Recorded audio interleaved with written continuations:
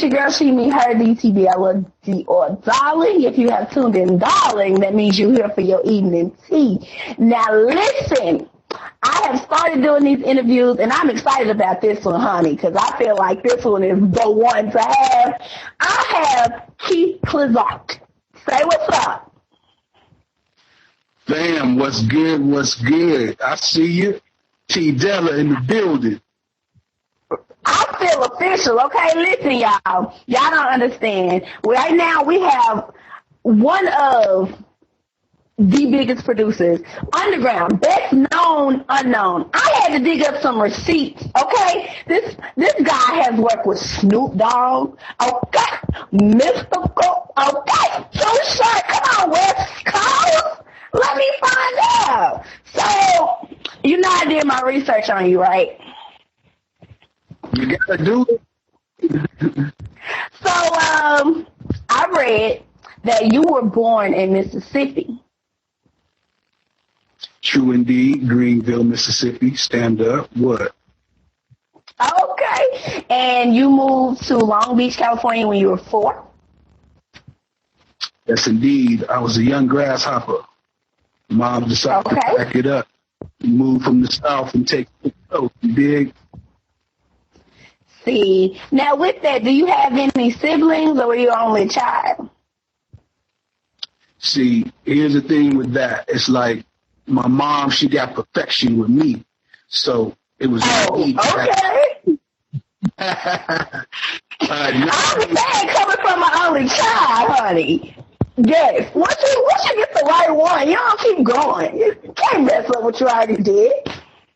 Don't get no better. Okay, so do you still have roots in Mississippi, or are you just all California now? I mean, you know what the sad part of it is, fam? I can't even lie. I haven't really been back since I left, you know, and I see family at family reunions from there, you know, and that be my dose, but I actually haven't been back in.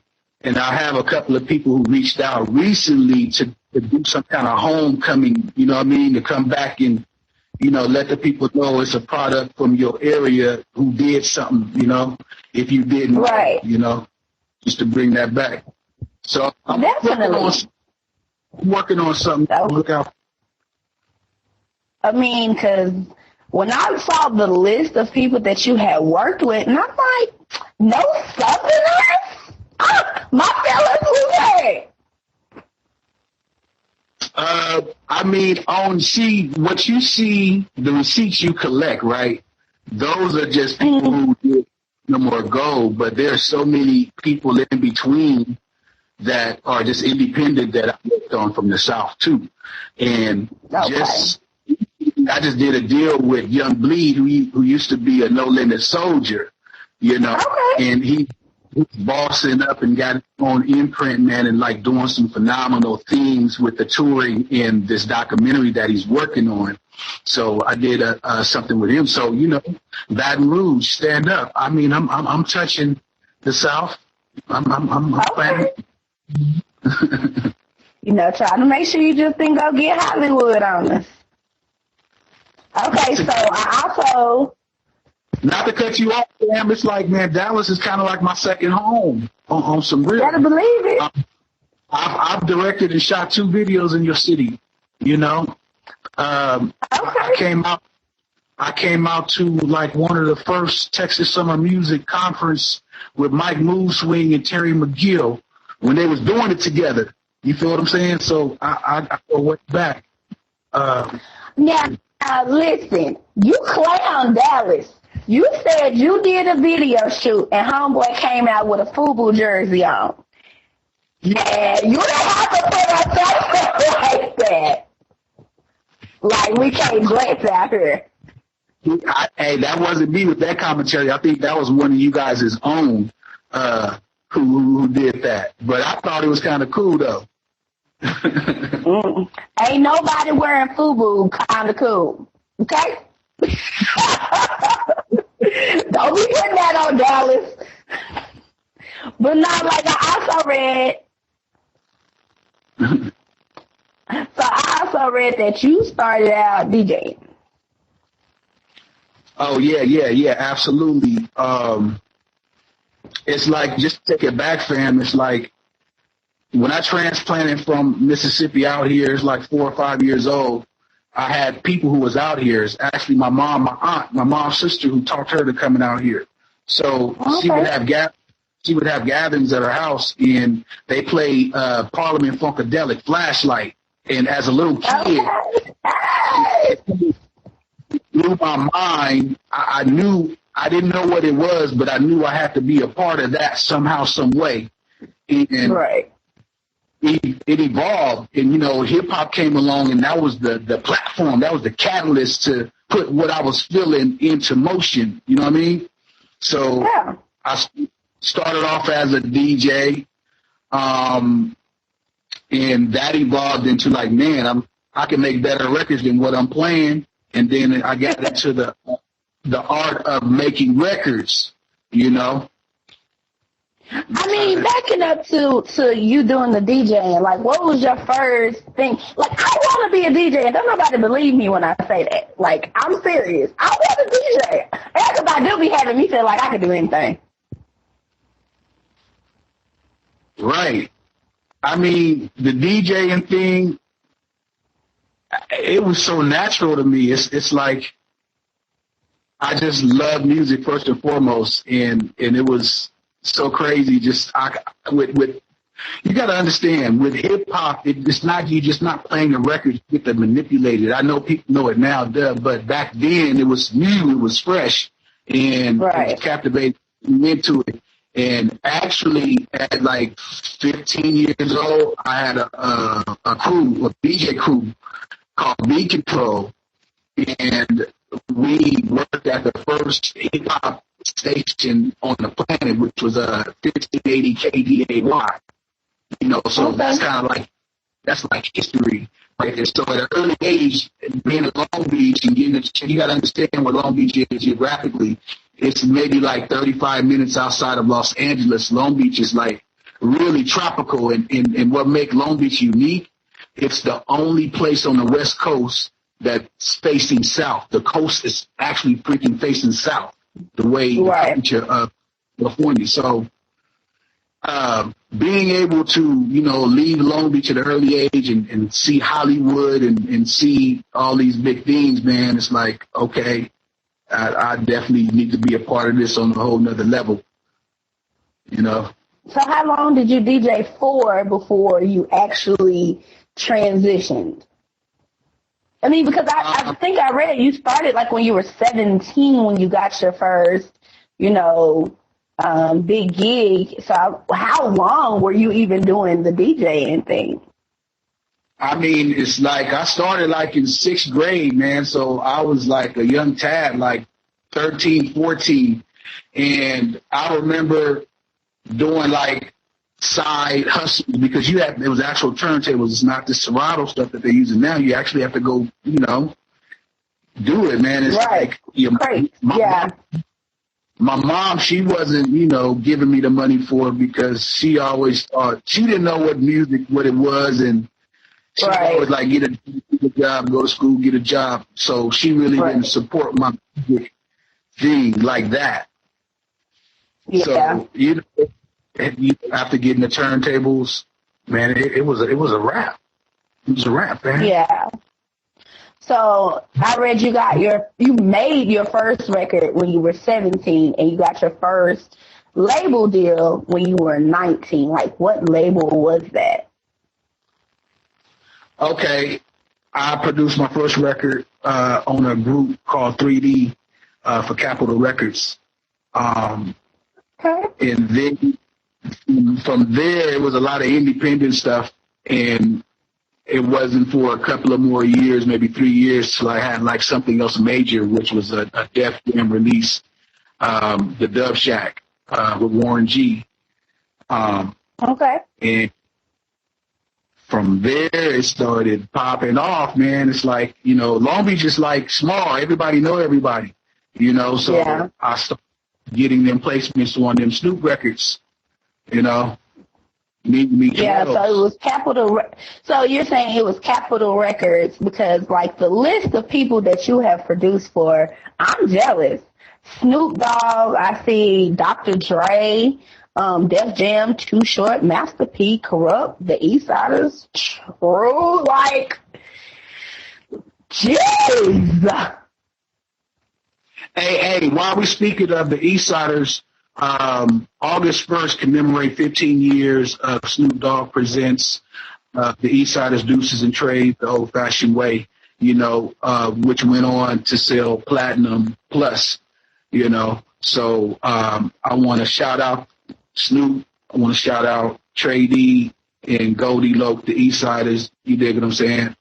For doing their thing. Every time I touch them, man, they go ahead. So were you in-house with them, or was it one of those you put the beat together and you just sent it to them? I mean, with Snoop, man, it happens.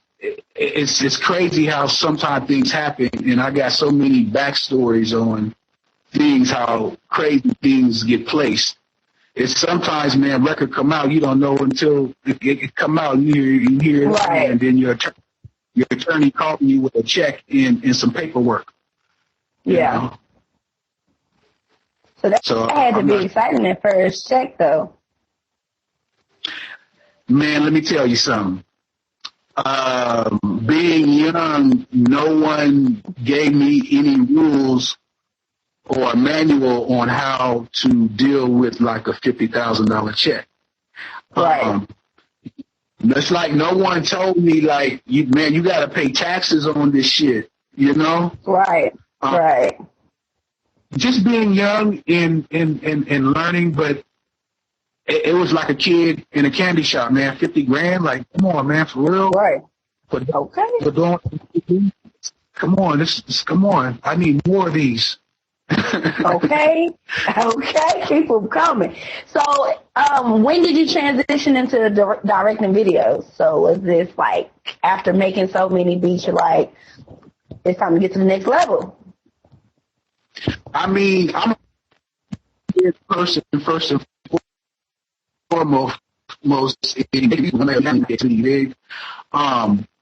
I've always written like scripts, movie scripts, and things of that nature. And I like photography, and it's like after I would say 12 platinum, it's like mine. I've achieved more than what I need to do with producing. You feel me? And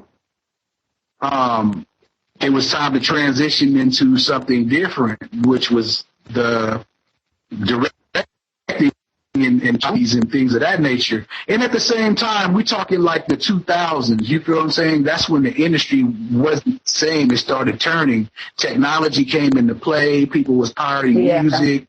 I was back in the day where I commanded 25 grand or 20 grand per song that I did, and I was getting it easy, and it's not like that today. So I kind of foresaw that. I'm like, man, let me go and hop into scoring some movies and play some music in movies and stop trying to chase these suckers around to sell their music. You feel me? Yeah.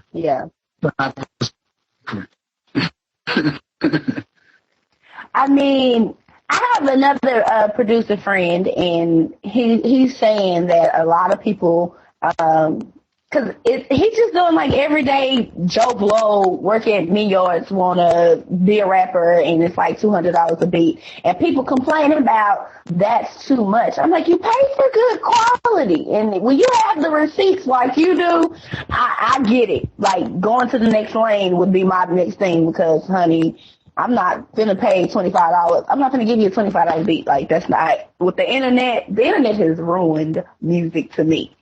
Because everybody think they can make a beat now. Yeah, I mean, it's technology. It kind of made the hobbyist think he can jump out there. You know what I mean? I call him one-finger producer. See, me, I play an actual instrument. You feel what I'm saying? I play the alto. Yes! Oh, my God, I got excited because went into a studio and asked the baby to play me an E flat, and he could not play it on a keyboard. I said, well, why do you have these pianos, baby? You're not a musician.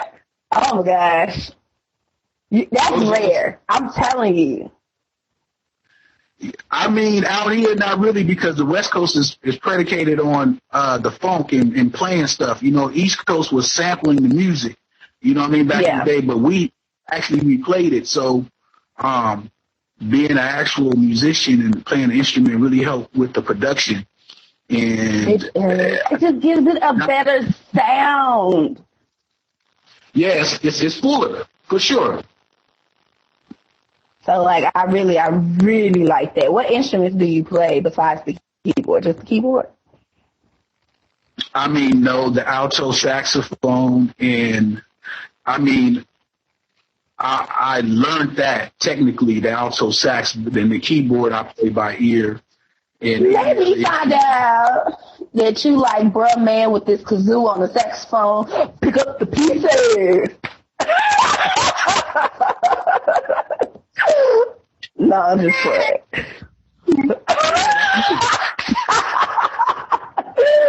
Let me find out.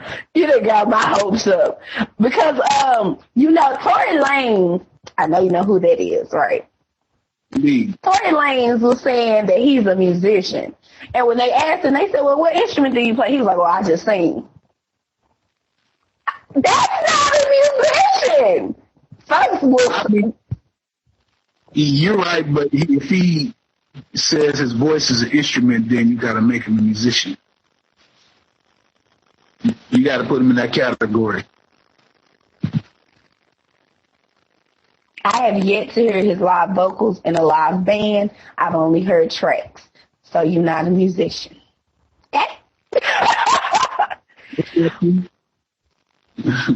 Okay, so... Yeah. I mean, I just call it how I see it. I dig musicianship, okay? And just because you can sing and sample a song don't make you a musician to me. True indeed. Even I play the drums. I mean, a little boom pat here and there.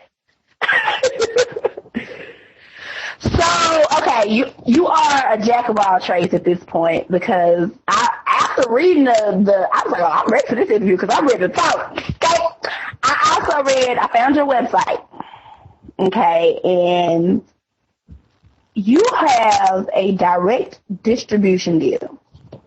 That struck a chord with me. Because people don't know how big a deal distribution deals are. I was excited. Like, how did you get that? Well, not how, but what made you decide, okay, I need to get a distribution company and work on that? Because most artists are getting messed out of their contracts behind distribution. Like, you got in front of the train on that one.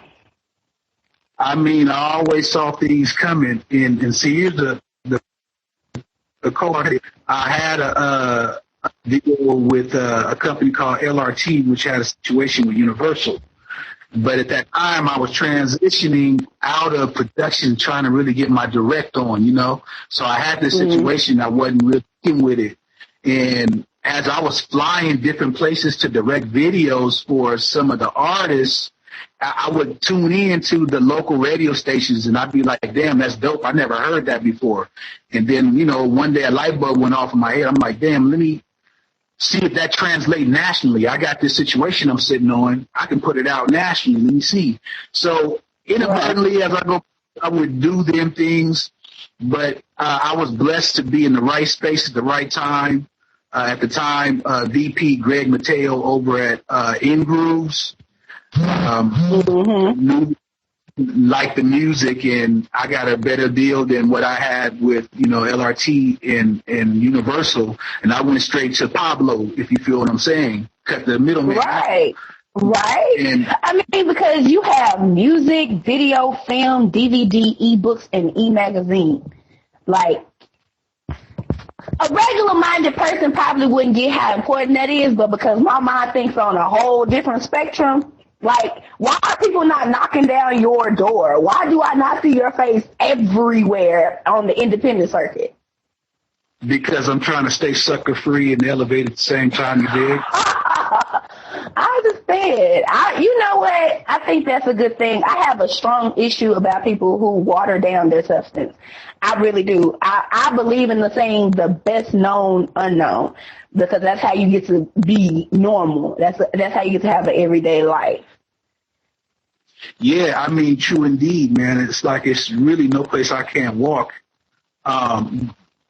Because people who know me, they know me. I'm about that music, you know, even though I came up on the east side of Long Beach and, you know, that's all really Crips and things of that nature, you know. Yeah. By me, going back to when I was young, working at, you know, as a DJ for the radio station, I got to see people from other sets. You know, I went to L.A. to DJ their high school dances and things of that nature. They knew me like that. Crips, Bloods, from it. So that really transcended it, and it kind of, like I said, when I look at it now, it really is a blessing, fam, you know, that I can really go say I made it out there alive. Knock on wood, I have yet to be hit up by anyone, anywhere that I went. I've never been hit up. I mean, and that's a good thing. It seems like you got clean money. You didn't get no issues with no extra people. You know, and we gotta put a period on that. Boom, clean money. Got it. So, you know, made me drop my notes.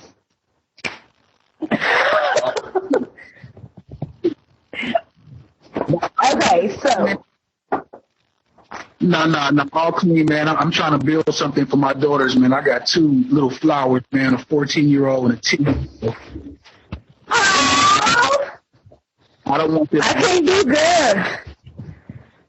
I hope you was they say them girls run you ragged. I wouldn't know. I mean, not the control, man, because I was day one. And you know what I mean? It's like I never took a hand off. So it's like I'm good. Don't have to worry about that one right there. Yeah. That's what's up. You answering my questions before I can get to them. Oh my. Okay, so the last thing about the website. No, because we're gonna play. We're gonna get the business all together first. So we're gonna play in a minute. So I've read and reread the details, and I didn't see management. And I would think that to me, you're leaving a lot of money on the table for you to have all of this experience and knowledge. And the fact that the industry is lacking the development of individual artists, the fact that you don't have a team of management, production studios, and DJs on your roster, I was like, why are you sleeping on these coins? I mean, with the management thing, I've never my whole career had a manager because I've never met anyone as thorough as myself. You know, all the more reason why you should cultivate a management team. You yourself said you came into $50,000 and didn't even know you needed to pay taxes on it. Yeah. I mean, see, here's the thing. I mean, I see it. And it's like when managers want to come into the picture, they want to ride off of what I create. You know, and I thought a manager is a person who brings something to the table, who could take all my accolades, my talents, and things of that nature and go out and create and bring something, you know. I was thinking bigger than you getting a manager. I'm saying you cultivating a team of management for the artists that are signing up to have the distribution deals with you. Artists are coming to you for the services that you provide. You provide the distribution deals, you provide the outlet, and not only that, the beat. If you had your own squad of management, you can go pull somebody that might not have the coins to go full blown as an artist and cultivate them, and that's an extra little check. Yeah, I dig, and that's why a year ago I started my consulting firm, and it's been fucking bananas. So how it turned out it works is like this major distribution situation, right? And I don't really advertise it like that. It's like you got to have infrastructure to fuck with it like that. It's like you got to be a self-investor. You know what I mean? It's not just music out. marketing, promotional plan, and a means to execute it. And then we can do that. But before you can get to that, they need to consult with me. So people, after they consult with me and get all the pieces to the puzzle, you dig, they can come around and have a conversation with me about major distribution, after they consulted with me. So it's like I'm a person that's like, no managers needed, man. All these things you can do yourself. I mean, so my consultation is teaching people how to be totally independent, man, and not put your destiny in other people's. Everybody is not built to be a leader. Okay? Hey, Draymond Green. Everybody ain't meant to run their own business, okay? Some people need a little cultivating and a little culture. Some people need that. Everybody. Check this out. Not only did I start the consulting firm, it's been so popular, right, that I created this Platinum Experience Music Summit. It's a one-day, convention, you know what I mean, that's hosted by me, that I'm booking dates. It's going from different cities to city. Because here's the thing. Mm-hmm. It says the people, we need to come together. And they say crabs in a bucket is so real. And down here on the West Coast, Snoop started this Long Beach movement, and it spread it to cities. We got all the cities with their own movements. But where I'm going with this is I'm taking this summit to places that don't have identity. You dig what I'm saying? It's like when you take a Long Beach. They don't have a face. Yeah. So this summit is showing them how to put the infrastructure together and put the emotions aside and get behind that one guy to kick the door open and everybody come in and move. So the Platinum Experience, Music Summit, get at me if you want to book it in your city, your state, we gets it in, holler at me. I will be for that because I noticed that I looked at the XXL freshman list, and the hottest person on there is Lil Dicky. And I don't understand how that happened. Dicky go hard, so I understand how that happened. But 21 Savage and Designer, and I was like, how did these babies make the freshman, they got all these hits? And I think about the dope rappers that are in states that aren't known. Dallas isn't technically known for having dope rappers. We have them, but Houston is the city that's known. You know what I'm saying? The DOC, y'all got the DOC. No offense, but how old is he? No offense. No, and I mean it because I love me some DLC. I love me some Erykah Badu. Shout out to the motherland. But they're not in this 21 Savage generation. Nobody that's listening to 21 Savage is listening to DLC. Right. You're right. And that's the thing, not to cut you off, that's the fucking problem, man. People don't know their history. These motherfuckers run around. I like some of the new music, man, but they don't know the history of it. They don't know that hip-hop is predicated on not biting people. Hip-hop is predicated on not sounding like the next man. You dig what I'm saying? Okay. Hello. It was a scene. Everybody sound like the damn Migos Jr. They come out of Atlanta. If you don't sound like Future, you sound like the Migos. Right. So, I can't respect that clonism nowadays, but people who set them paths out like Future, and people like that, that's they shit, so I like people who innovate, who follow behind them, man. I can't get with it, man, I can't. L.A. Reid called Future a trap soul rapper. I was done. I was like, okay, L.A. Reid, I didn't think he was that deep, but cool.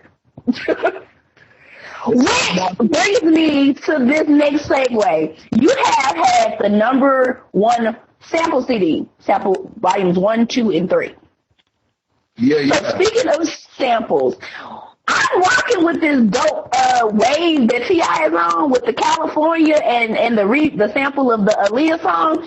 He's from Atlanta, and he don't even sound like half of the people that's in Atlanta right now. I'm riding this sample wave. I'm feeling that. Like, what do you feel about that? That was Dr. Dre on the beat, so yeah, I'm feeling that. I was loving it. That was a good look for T.I. I'm digging that, for sure. For him to take that leap. So, Snoop Dogg dropped a new album, or is dropping a new album. I don't know, has it dropped yet? And everybody is saying he went back for Uncle Snoop, because when he was Snoop Lion, I really wanted to go play for him. Yeah, I didn't know. You know, I mean, you gotta allow yourself to experience. See, what people don't understand, Snoop Dogg he's just a brand by itself, and then you get different. That's his creativity, you know, from the pimping to the Snoop Lion to all the different variations of what you get. It's still Snoop Dogg. You feel what I'm saying? It's still Snoop, but it's just what he on at the time, and the vibration on this new. You know, he back to the basics. So, you know, that's what's up. And I appreciate that. I respect that wholeheartedly, because that Snoop Lion phase, I wasn't feeling it. Okay, so how can an artist make the best of knowing you and your team? Like, what does the artist need to come with when they come to you? Hey, as long as they don't come with their hands looking like cups, we can get it in, you dig? I can feel that. I can respect that. So I'm a big community activist. I do believe that I don't give a damn what you do in life and how you make your money. I care about what did you do to give back. What are you doing for the Black Lives Matter movement? I mean, it all starts at home, man. Like I say, I got a firm grip on my two daughters, and I'm exposing them to the world, you know, a spoonful at a time. And I think we all start at home, you know, with ourselves and with our children and our loved one. I think it's much better than us galvanizing and marching and things of that nature.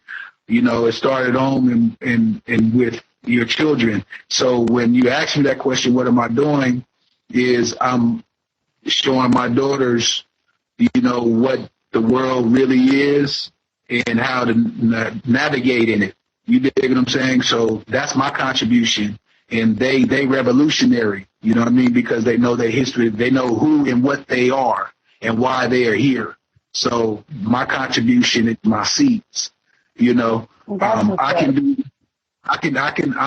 can do it on other ways, you know, and speak up on certain things, but I'm all about action and not all that talking. So you get the spotlight on you, get your spot hot. I'm all about just doing action. Okay. You know?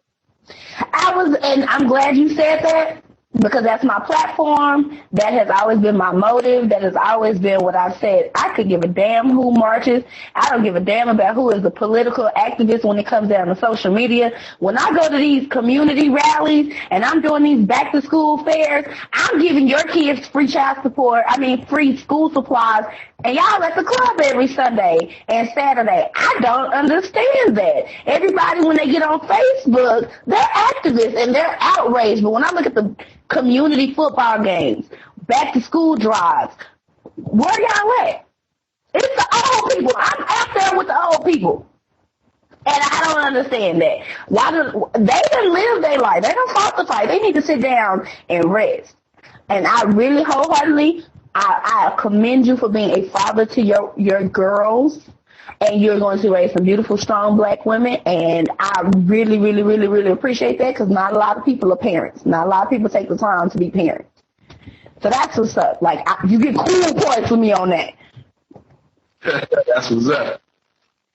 All right. So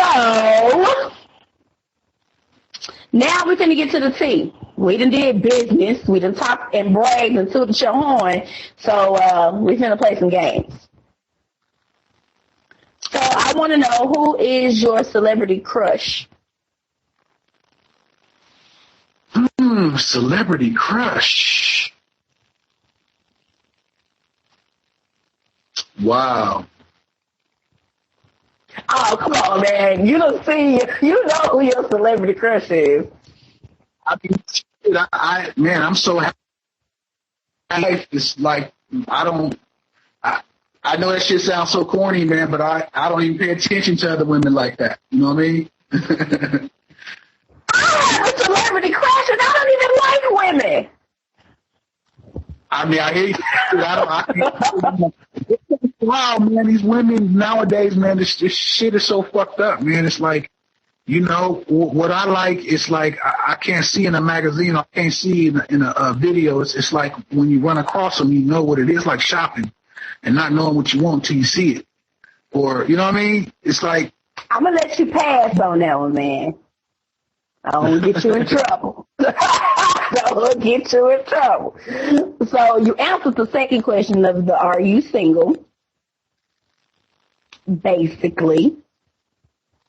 Okay, so what is your biggest or weirdest, like, phobia? Man, I have a phobia of heights. I think in a former life, I think I fell off a cliff or some shit.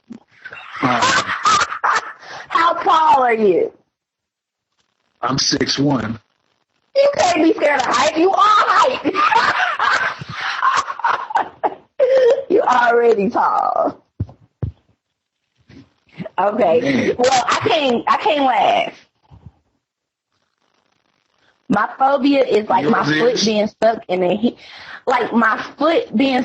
high heel shoe and I can't get it out to run because I'm not Tina Turner. I can't run across traffic in some heels. So that's my phobia, like being stuck in a stiletto. Sorry. Sorry. Okay, so what would be your one superpower if you had one? The ability to disappear.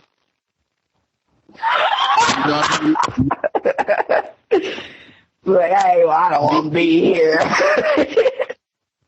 Yeah, just snap my finger and nigga just like be invisible. Disappear. Yeah. Ooh. What would be a good theme song for your life?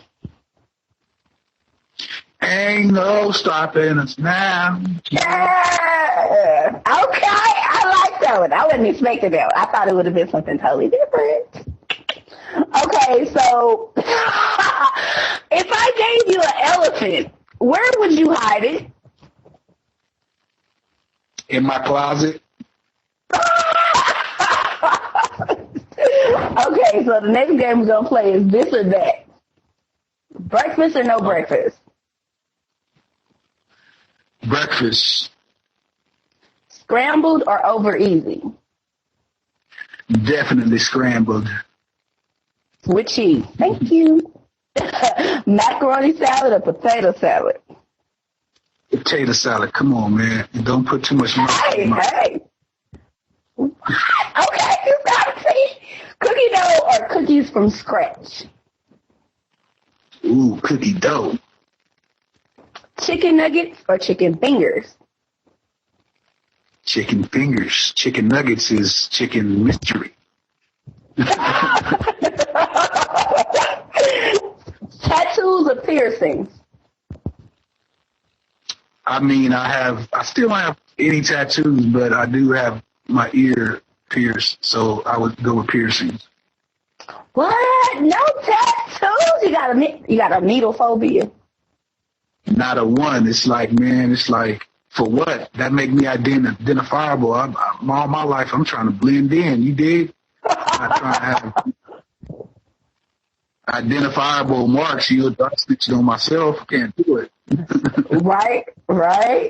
Okay, so movie theater or arcade?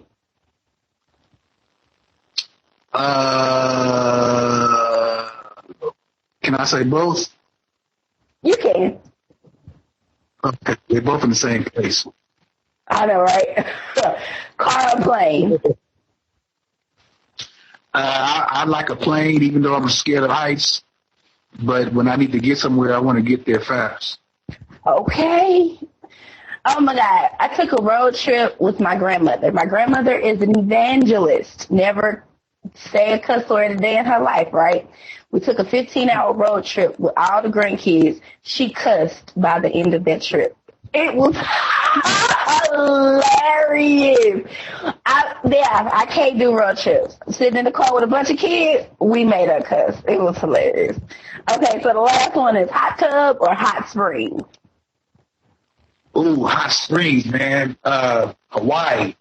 Hot springs. Hawaii, you man. Oh, that must have been good. Do yourself a favor. The show. I plan on it. I plan on jet setting for these next couple of years. I already made up in my mind where I want to go. Just got to find me some friends that can go. Yeah, some real. All right. Right. All right, so you have been a blast. You have been open, honest. You have been cool. You have let me dig in your business, okay? And I appreciate that because, you know, some people are sticking to muds, and I like to be different. So I'd like to thank you for your time and for your information, and thank you for rocking with us. I know we're small. We're not the biggest of the big, but I cherish this moment. And, well, we are bigger than the Breakfast Club. I'll be sure to make sure we let you in on it, okay? Yes, indeed. Hey, I got something else to say. I'm partying. Okay. Watch out for Project Voltron. It's a documentary. I'm 99.9% finishing up now with a soundtrack. The soundtrack is dope. Documentary is dope, so look out for that within the next month. You dig? So where is that? Where are we looking for? YouTube, Amazon, Netflix? Where are we looking? I'm working it out right now. I think I'm going to put it in a exclusive place, one place, to promote the soundtrack. You know what I mean? Okay. So we're working all the logistics of that out now. Definitely. I was like, definitely let me know because I'm all big on supporting, and I am a fan now. I have done the research to the point where now I need to follow what's next. That's what's up, man. We creating what's next over here. You dig what I'm saying? And, man, it was a pleasure being on your show. You know, having me, you know. And now I'm going to be sending people your way, so treat them right. For sure, man. That's my nature. You know, never give more than what I receive, man, and treat people like I want to be treated. You dig? That's what's up. What it is. All right. So, what songs are you trying to hear after this? Okay, since we are celebrating 15 years with Snoop Dogg presents the East Siders, Deuces and Trays, the old-fashioned way. You know, it's a song called Now is the Time, This is a Place, featuring Trey D and Cocaine. You dig what I'm saying? Check that.